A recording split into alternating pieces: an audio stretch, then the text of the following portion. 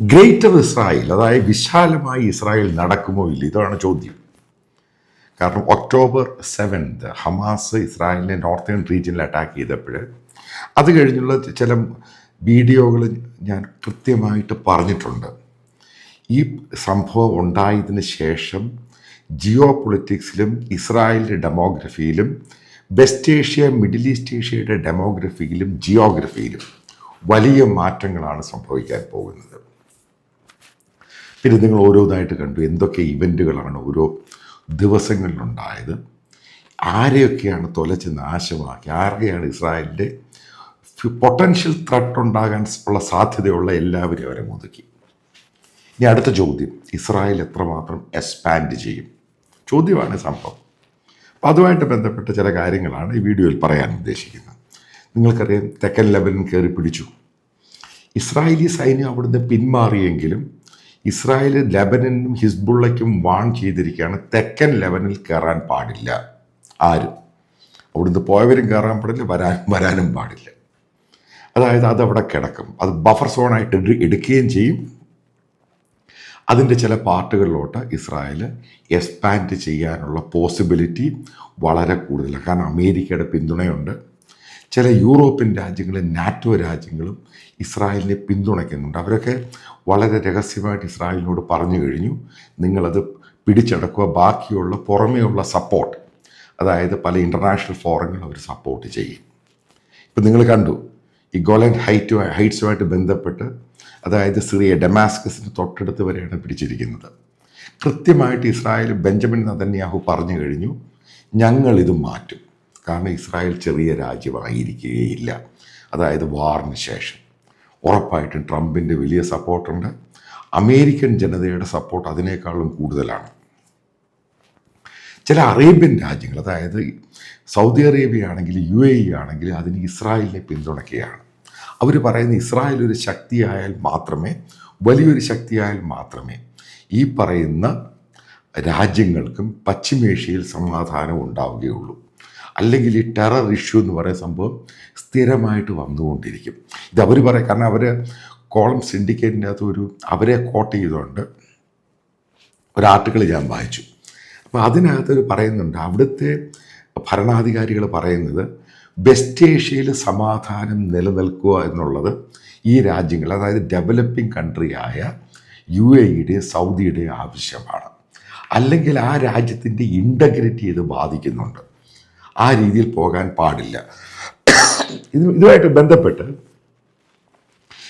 ചില വീഡിയോകളൊക്കെ പുറത്തു വരാൻ തുടങ്ങി.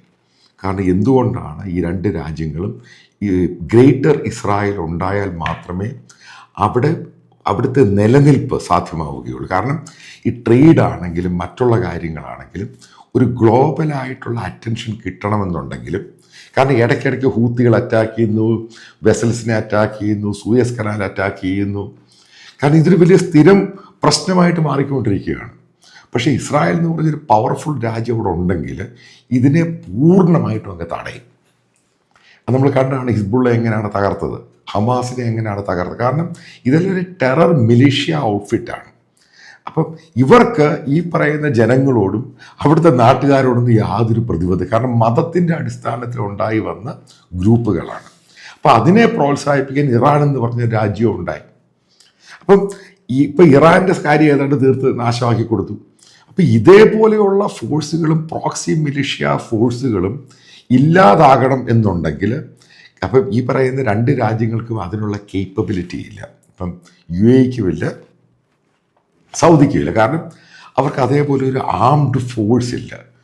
കാരണം അത് നിങ്ങൾക്കറിയാവുന്ന അറബ്സിന് ഇതുമായിട്ട്, കാരണം ആ റീജിയൻ എടുക്കുവാണ്, ഈജിപ്തിൻ്റെ മാത്രമാണ് ഒരു പ്രൊഫഷണൽ ഫോഴ്സ് എന്ന് പറയുന്നത്. പക്ഷേ ആ രാജ്യത്തും ഈ പറയുന്ന റാഡിക്കൽ ഇസ്ലാം വലിയ പ്രശ്നമായിട്ടിരിക്കുകയാണ്.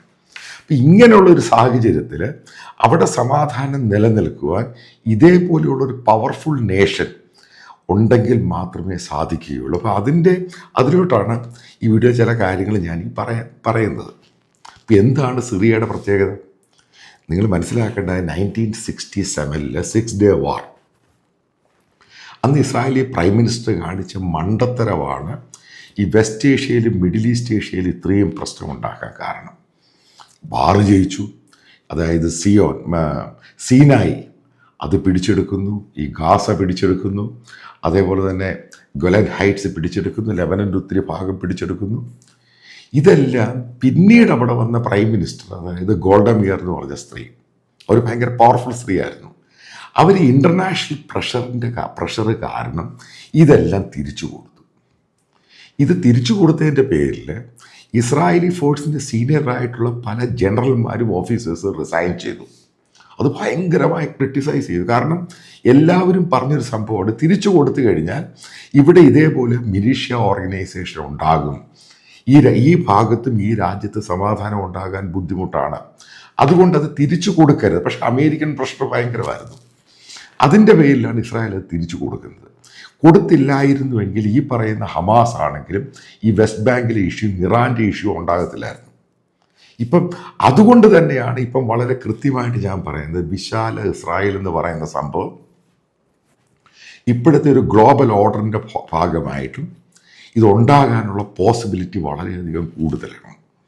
കാരണം എല്ലാവർക്കും ഇത് ആവശ്യമാണ്, അവിടെയുള്ള രാജ്യങ്ങൾക്കും ആവശ്യമാണ്, പിന്നെ അമേരിക്കയുടെ താല്പര്യവും ആവശ്യമാണ്. കാരണം പലയിടത്തുള്ള ഇസ്രായേൽ കഴിഞ്ഞ 6 മാസം കൊണ്ട് ഏകദേശം 2.5 ലക്ഷത്തോളം ഇസ്രായേലികളാണ് ലോകത്തിൻ്റെ പല ഭാഗത്തുള്ളവർ തിരിച്ച് ആ നാട്ടിലോട്ട് വന്നത്. കാരണം അവർ പറയുന്നത് അവർക്ക് ഇത്രയും പണമുണ്ട്, അവർ ബിസിനസ് ചെയ്യുന്നു, പഠിക്കുന്നു, ജോലി ചെയ്യുന്നു. അവരുടെ രാജ്യത്ത് ഇതേപോലെ പ്രശ്നം മറ്റുള്ള രാജ്യക്കാർ അറ്റാക്ക് ചെയ്യാൻ വരുമ്പോൾ എന്തുകൊണ്ടാണ് സ്വന്തം രാജ്യത്ത് വന്ന് ആ പ്രൊഡക്ടിവിറ്റിയെ കൊടുത്തിട്ട് ആ രാജ്യത്തെ വളർത്തിക്കൂടായി? അതായത് വീണ്ടും ഒഴുക്ക് അമേരിക്കയിൽ സിറ്റിസണായിട്ടുള്ള പലരും തിരിച്ചു പോയിക്കൊണ്ടിരിക്കുകയാണ് ഇസ്രായേലിലോട്ട്. ഇപ്പോൾ ഗ്ലോബൽ, ഇപ്പോൾ യൂറോപ്പിൽ നിന്ന് വരുന്നു, ഫ്രാൻസിൽ നിന്ന് വരുന്നു, ജർമ്മനിയിൽ നിന്ന് വരുന്നു. കാരണം ഇവരെല്ലാം പ്രൊഫഷണൽസും സയൻറ്റിസ്റ്റും അങ്ങനെയുള്ള വലിയ വലിയ ആൾക്കാരാണ്, വലിയ ബിസിനസ് കമ്മ്യൂണിറ്റിയാണ്. അപ്പോൾ അവരെല്ലാം കൂട്ടത്തോടെ ഇസ്രായേലിലോട്ട് തിരിച്ചു വരും. കാരണം റിവേഴ്സ് മൈഗ്രേഷൻ നടക്കുകയാണ്, തിരിച്ചു വരികയാണ്. അവിടെ ഇൻസ്റ്റിറ്റ്യൂഷൻ ഉണ്ടാക്കാൻ പല പരിപാടികൾ അവർ ഉണ്ടാക്കാൻ പോവുകയാണ്. അപ്പം ഇതിൽ നിന്ന് ഞാൻ മറ്റൊരു കാര്യം അറിയാൻ സാധിച്ചത്, ഇപ്പം എനിക്കറിയാവുന്ന 1-2 ഇസ്രായേലി ജൂയിഷ് ബിസിനസ്സുകാരുണ്ട് അമേരിക്കയിലും യൂറോപ്പിലൊക്കെ അറിയുന്നവർ. അവരിപ്രാവശ്യം ഒരു കാര്യം അടുത്ത പ്രാവശ്യം ഇന്ത്യൻ പ്രധാനമന്ത്രി അമേരിക്കയിൽ പോകുമ്പോൾ ഈ ജൂയിഷിൻ്റെ അവരുടെ ഈ ബിസിനസ് കമ്മ്യൂണിറ്റി സോളിഡായിട്ടുള്ള അറിയപ്പെടുന്ന ബാങ്കേഴ്സ്, അവർ ഇൻവെസ്റ്റ്മെൻറ്റ് അങ്ങനെയൊക്കെ നടത്തുന്നത് ഏകദേശം 1 ലക്ഷത്തിലധികം ഉണ്ട് ഗ്ലോബലായിട്ട്. ഇവരെല്ലാം കൂടി തീരുമാനമെടുത്തു, ഇനി അവർ ഇൻവെസ്റ്റ് ചെയ്യുവാണ് ലോകത്ത്, ഇന്ത്യയിലായിരിക്കും ഇൻവെസ്റ്റ് ചെയ്യുന്നത്.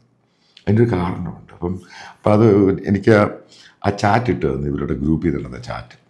കാരണം ഒക്ടോബർ 7 ഇസ്രായേലിനെ അറ്റാക്ക് ചെയ്ത സമയത്ത് ഇന്ത്യയിലുള്ള ജനങ്ങൾ സ്ഥിരമായിട്ട് ഇവർക്ക് മെസ്സേജ് അയക്കുക, സോഷ്യൽ മീഡിയയിൽ പറയുകയാണ് അവർക്ക് എന്തെങ്കിലും ആവശ്യമുണ്ടെങ്കിൽ അവർ ഇസ്രായേലിൽ വരാൻ തയ്യാറാണ്.